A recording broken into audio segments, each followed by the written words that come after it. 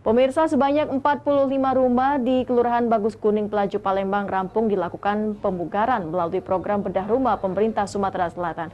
Gubernur Sumatera Selatan Herman Deru hadir langsung dan menyerahkan bantuan bedah rumah tersebut kepada masyarakat penerima manfaat.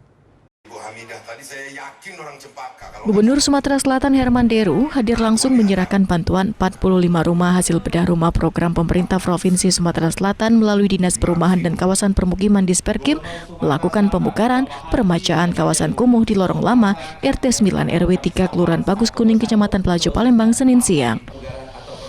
Herman Deru menyebutkan bantuan ini baru sebagian kecil yang diberikan pemerintah kepada masyarakat yang kurang mampu dan diharapkan masyarakat terbuka memberikan data saat dilakukan pendataan.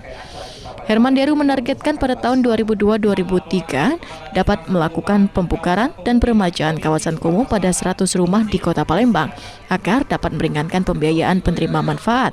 Herman Deru mengharapkan kolaborasi masyarakat dengan sistem gotong royong.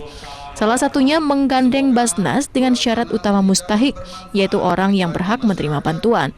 Herman Deru juga berharap dilakukan revisi syarat dalam penerima bantuan bagi masyarakat untuk lebih disederhanakan. Masyarakat pemilik hak atas tempat tinggal dapat mengajukan bantuan hanya dengan melengkapi pemberkasan surat keterangan dari kecamatan atas kepemilikan tempat tinggal. Jika masyarakat belum memiliki sertifikat hak milik yang dikeluarkan Badan Pertahanan Nasional setempat. Nah, ini saya ada program sama Basnas selama tidak menyalahi asnaf untuk lebih banyak lagi yang dipugar. Nanti PU Perkim yang akan mengkoordinirnya bersama Basnas paling tidak untuk 100 rumah di tahun 2022-2023 berjalan ini 100 rumah. Jadi hanya satu yang kita akan merubah bahwa tidak harus memiliki sertifikat rumah hak milik, tetapi cukup dengan surat keterangan dari camat. Itu akan kita lakukan. Herman Deru juga meninjau salah satu rumah warga penerima bantuan bedah rumah program pemugaran peremajaan permukiman kumuh milik pasangan Absyumi dan Wahwida.